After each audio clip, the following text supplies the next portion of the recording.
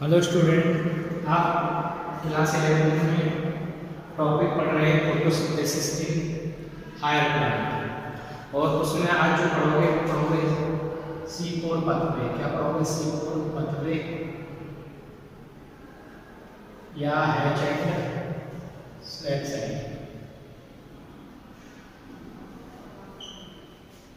ठीक है, ये साइड पे होती है। क्यों बोला गया है? क्योंकि इसकी जो विस्कोसिटी थी वो किसने की थी? एचेट स्लैग ने।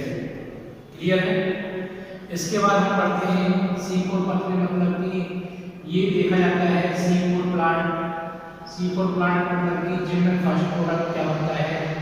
Oxaloacetic acid. क्या होता है? Oxaloacetic acid. जो कितने कार्बन का होता है? 4 कार्बन का।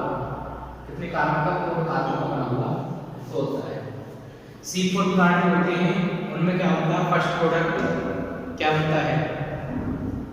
Oxaloacetic acid. इसलिए C4 पथवे या HH स्लैग साइकिल बोला जाता है।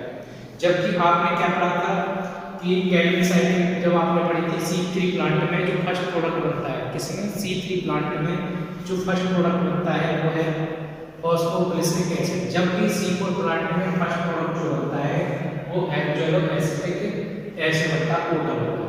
क्लियर है? इसके बाद ये जो होती है 2 सेल्स में कंप्लीट होती है। एक मेसोफिल सेल में, इसमें मेसोफिल सेल में कंप्लीट होती है, मतलब कि इसके बाद जो होती है मेसोफिल सेल में, उसके बाद जो होता है बंडल सेल। क्या होती है? Bundle cell. और बंडल सेल में क्या होता है? इसमें कैल्विन साइकिल होती है। क्या होती है? Calvin cycle. ठीक है, इसमें जो मेसोफिल सेल में क्या होता है? ऑक्सैलोएसिटिक एसिड बनता है। क्या होता है? Oxaloacetic acid produce.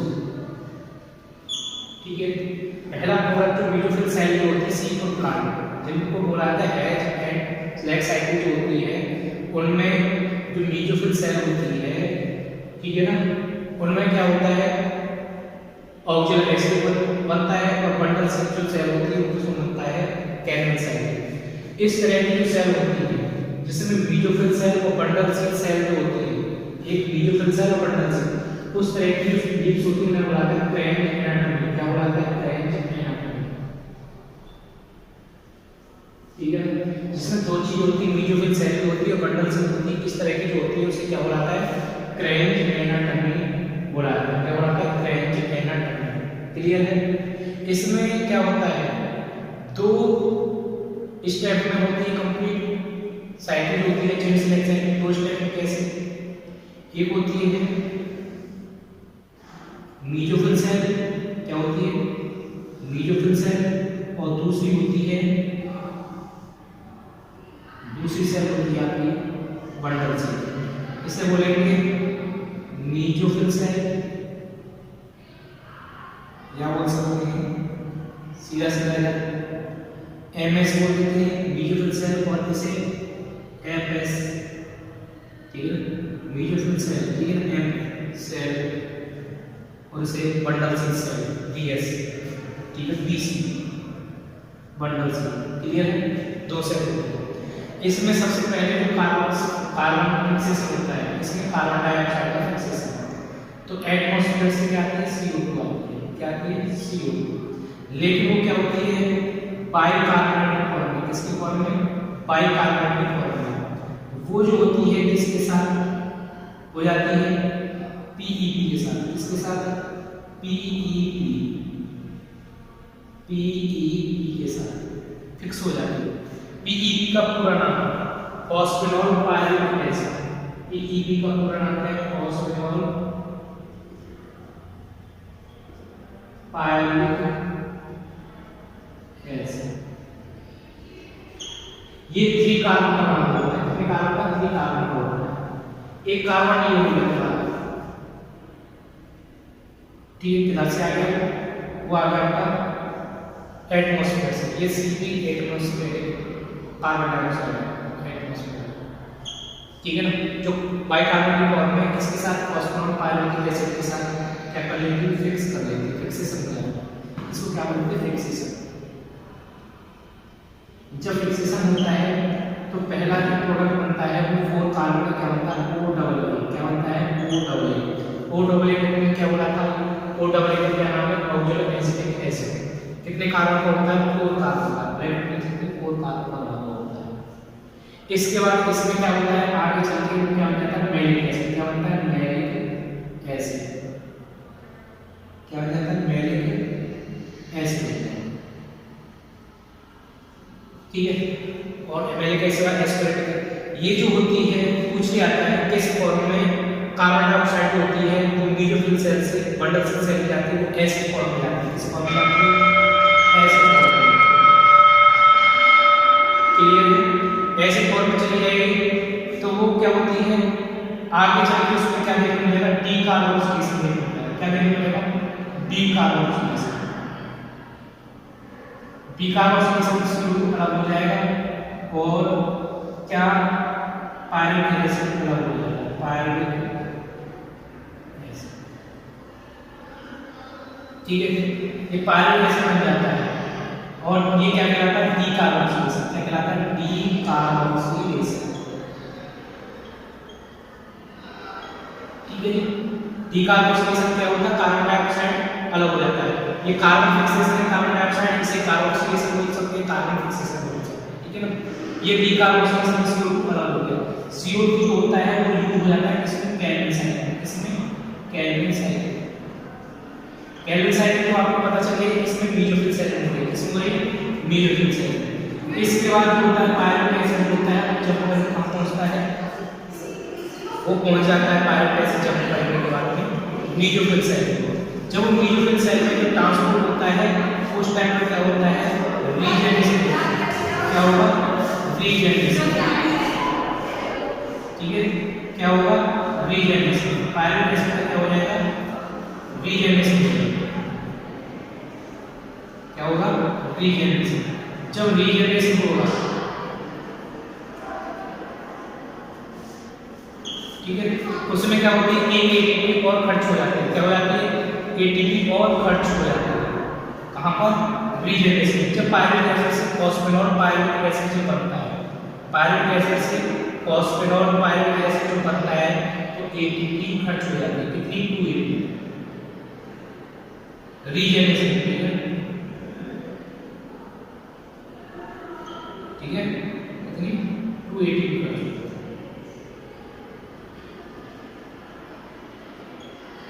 ठीक है, इससे बनता है फॉस्फेनॉल पायरुविक एसिड। पूछ लिया आता है प्राइमरी एक्सेप्टर जो होता है HN सिलेक्ट साइकिल में C4 प्लांट में या C4 पथवे में प्राइमरी कार्बन डाइऑक्साइड कौन सा होता है? प्राइमरी एक्सेप्टर ऑफ CO2 उसे बोला जाएगा PEP। क्या बोला जाएगा? होता है PEP, फॉस्फेनॉल पायरुविक एसिड। ठीक है, ये फॉस्फेनॉल पायरुविक एसिड होता है, ये फर्स्ट जो होता है कार्बन को एक्सेप्ट करता है, इसके प्राइमरी एक्सेप्टर ऑफ CO2 होता है फॉस्फेनॉल पायरुविक एसिड को बोला जाता है। किसमें कौन सा? जब ये जो PEP होता है इसके साथ ये CO2 को एक्सेप्ट करता है तो इसमें कौन सा एंजाइम इन्वॉल्व रहता है? इसमें एंजाइम इन्वॉल्व रहता है, उस एंजाइम का क्या नाम है? फॉस्फेनॉल पायरुवेट कार्बोक्सिलेज। फॉस्फेट इसको तो कार्बन डाइऑक्साइड फिक्स करेगा ना PEP के साथ, फॉस्फेनॉल पायरुवेट एसिड के साथ। ठीक है, फॉस्फेनॉल पायरुवेट याद रखोगे। फॉस्फेनॉल पायरुवेट एसिड के साथ जब CO2 फिक्स करेगा तो क्या होगा? उसमें एंजाइम काम करेगा, वो क्या नाम है? फॉस्फेनॉल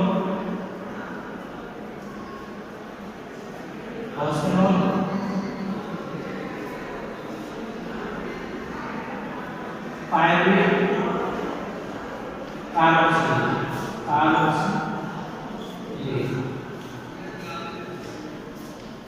जिसे PEP केस बोला जाता है। क्या बोला जाता है? PEP case. इस एंजाइम को PEP केस बोला जाता है।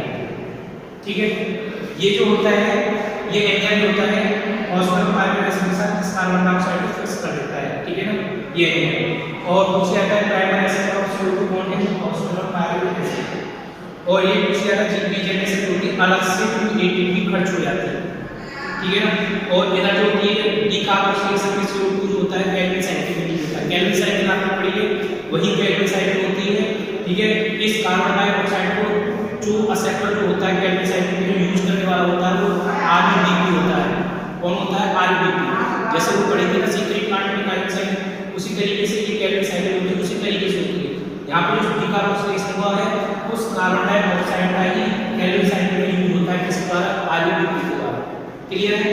तो कैल्विन साइकिल जो होती है वो प्रोसेस वही रहेगा, लेकिन याद रखना उसमें सीक्रेट प्लांट में किसमें होती थी, वो होती थी इसमें कैल्विन साइकिल वीरोफिल सेल में, लेकिन इस कैल्विन साइकिल किसमें हो रही है, बंडल सेल से। क्लियर है? ये जो होता है ऑक्सीडेशन कैसे मैलिक एसिड बना, मैलिक एसिड होता है डिकार्बोक्सिलेशन होता है, क्या होता है CO2 रिलीज हो जाता है, जो कार्बन डाइऑक्साइड कैल्विन साइकिल में होता है। अच्छा पायरिक एसिड जो होता है वो क्या करता है, ट्रांसफर होकर क्या हो जाता है, उसमें रीजेनरेशन होता है, क्या होता है, रीजेनरेशन। और रीजेनरेशन के बाद होने में क्या होता है, फॉस्फेनॉल पायरिक एसिड, ठीक है ना। और फॉस्फेनॉल पायरिक एसिड जब बनता है तो इसमें 2 ATP खर्च हो जाती है अलग से, कैल्विन साइकिल से अलग से भी 2 ATP खर्च हो जाती है, फिर दोबारा से कार्बोक्सिलेशन कार्बोक्सिलेशन होता है, ठीक है, ऑक्सीडेशन। कैल्विन साइकिल में डिकार्बोक्सिलेशन में CO2 जो रिलीज हुई थी, कार्बोक्सिलेशन में सॉरी डिकार्बोक्सिलेशन में CO2 रिलीज हुई थी डिकार्बोक्सिलेशन में, उसका यूज किसमें हो जाता है, कैल्विन साइकिल। कैल्विन साइकिल आपको पता है RUBP होता है, कार्बन डाइऑक्साइड का यूज करके क्या बनाता है, फॉस्फोग्लिसरिक एसिड, वही प्रक्रिया है, ठीक है ना। आपने सीक्रेट प्लांट में कैल्विन साइकिल में कितनी ATP खर्च होती है, सिंगल साइकिल में 3, कैल्विन साइकिल में कितनी 3 ATP सिंगल साइकिल में, 1 सिंगल साइकिल 3 ATP NADPH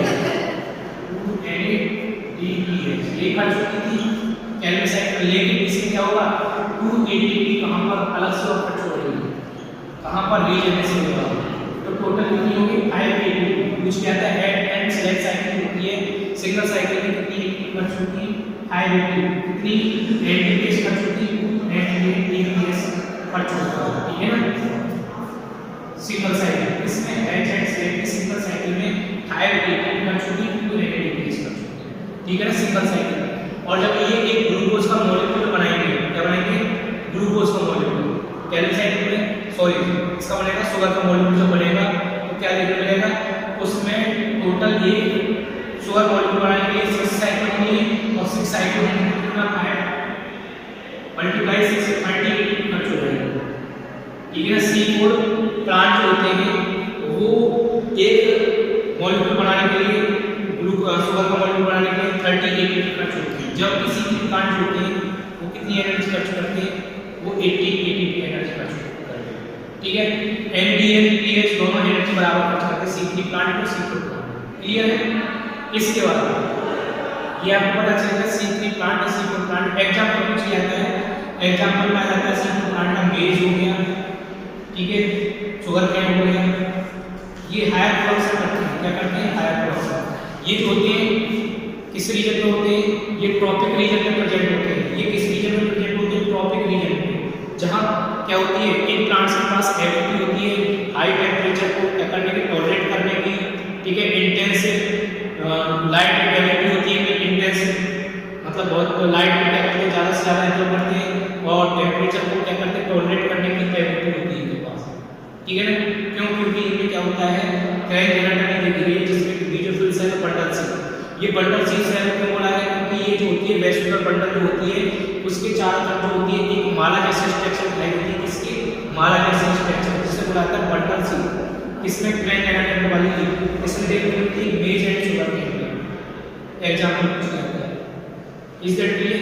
इस तरीके से ये आपका कंप्लीट होता है क्या, C4 पथ के एच एंड सेलेक्ट साइकिल या C4 प्लांट में क्या फर्स्ट प्रोडक्ट पूछ लिया है तो बता सकते हैं क्या होता है C4 प्लांट में, oxidation acid secret plant first product, ये पता चलेगा। कितनी ATP खर्च होती है, एक शुगर मॉलिक्यूल बनाने के लिए, ग्लूकोज मॉलिक्यूल बनाने के लिए 30 ATP, ठीक है ना। इसमें C4 प्लांट में, जबकि C3 प्लांट में कितनी थी, ये 80 ATP, ठीक है ना। इसमें कार्बोक्सिलेशन कितने होता है, एक बीजोफिल सेल में और एक कैल्विन साइकिल में, रीजेनरेशन कितनी जगह होता है, इसमें 2, एक तो RBP को फॉर्मेशन करने के लिए ट्रायोस RBP का फॉर्मेशन होता है, एक वहाँ रीजेनरेशन होता है, वहाँ दूसरा रीजेनरेशन का होता है पायरिक एसिड से फॉस्फेनॉल पायरिक एसिड बनाते हैं, ठीक है, क्लियर है। इस तरह से क्वेश्चन पूछे जाते हैं, वो आपका क्लियर हो गया टॉपिक, ठीक है, ओके।